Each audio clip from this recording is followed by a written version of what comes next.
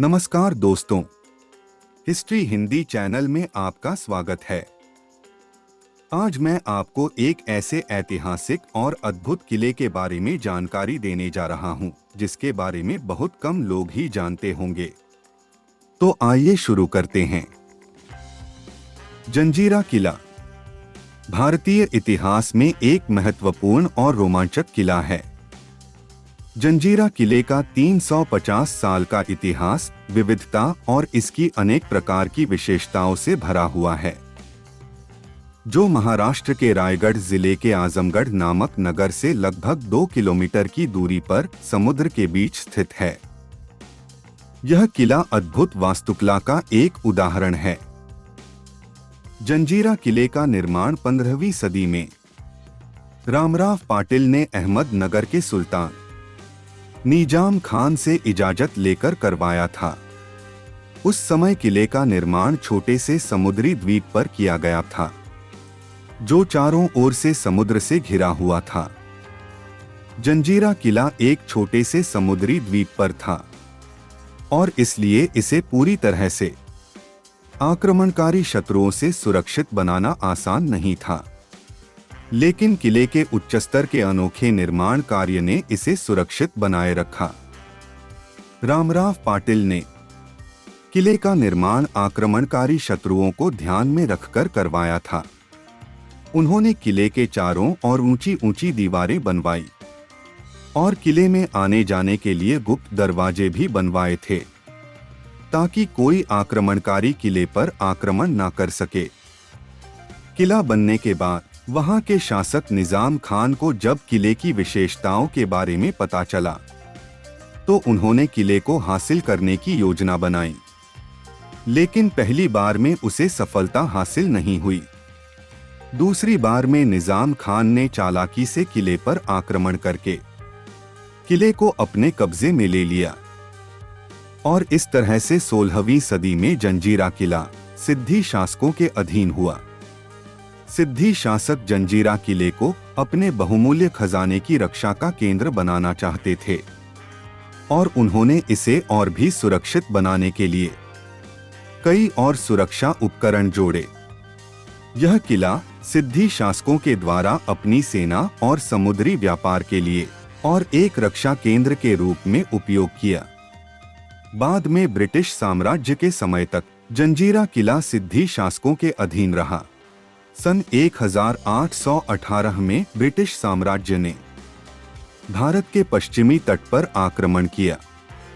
यह वह समय था जब ब्रिटिश साम्राज्य भारतीय भूमि पर अपना प्रभुत्व स्थापित करने में लगा हुआ था और वे अपने आधुनिक संसाधनों का उपयोग करके भारतीय राज्यों को अपने अधीन कर रहे थे और ब्रिटिश साम्राज्य ने किले को भी अपने अधीन कर लिया।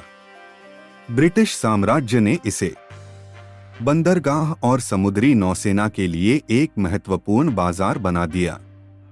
इस समय से लेकर स्वतंत्रता के बाद तक जंजीरा किला ब्रिटिश साम्राज्य के अधीन रहा। सन 1947 में भारत के स्वतंत्र होने के बाद जंजीरा किले को महाराष्ट्र सरकार के अधीन रखा गया। आज यह किला एक प्रमुख पर्यटन स्थल है और पर्यटकों को अपनी सुंदरता, ऐतिहासिक महत्व और समुद्री टापू के अद्भुत नजारों के लिए अपनी ओर खींचता है। आज के दिन में यह भारतीय संस्कृति और इतिहास का अनमोल भंडार है, जो पर्यटकों को आकर्षित करता है। जंजीरा किले का नजारा देखने से लोग इसके गौरवशाली इतिहास को समझते हैं और इसके पीछे की कहानियों को सुनते हैं। जंजीरा किले की संरचना एक खासी दिलचस्प और भव्य है। इसकी चारों ओर उच्च दीवारें हैं, जो इसे शत्रु सैनियों से सुरक्षित रखती हैं। किले में प्रवेश के लिए भव्य दरवाजे हैं, जो इसे और विशेषता देते हैं। इस किले में एक बड़ा सभा मंच भी है, जहां सम्राटों के जरूरी आयोजन किए जाते थे। जंजीरा किले में एक विशालकाय बावड़ी भी है, जिसे इसकी विशेष कलाकृति कहा जाता है। यह बावड़ी किले के बीच में स्थित है और इसे जंजीरा किले की एक मुख्य विशेषता माना जाता है। इस बावड़ी में पानी रहता था, जिसका उपयोग किले के अंदर रहने वाले लोगों की जरूरतों को पूरा करने के लिए किया जाता था। इस किले के अंदर कई मनोहारी सुंदर दृश्य हैं। इसका सुंदर बगीचा चांदनी रात को चांद के नजारों का अनुभव करने के लिए एक विशेष स्थान है। इसके नक्शे में एक समुद्री आक्रमण के दौरान लड़ाकू नाविकों द्वारा बनाए गए कुछ छल्ले भी हैं, जिनका इस्तेमाल शत्रु सैन्य के आक्रमण को रोकने के लिए किया जाता था। इस किले का इतिहास एक रोमांचक कहानी है जो लोगों को आकर्षित करता है। यह भारतीय इतिहास में एक ऐतिहासिक और महत्वपूर्ण स्थान है, जिसे आज भी दुनिया भर के पर्यटक देखने के लिए आते हैं। जंजीरा किले की भव्यता, अनूठी संरचना और उसकी खूबसूरत वास्तुकला इसे एक अनोखा स्थान बनाती है। किले में एक विशेष प्रकार का आकर्षण है, लोगों के दिलों में अद्भुत यादें छोड़ जाता है।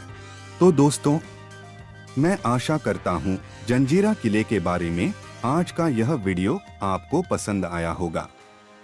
अगर पसंद आया है तो मेरे इस चैनल को लाइक, शेयर और सब्सक्राइब जरूर करें और मेरे अगले ऐसे ही ज्ञानवर्धक वीडियो का इंतजार करें।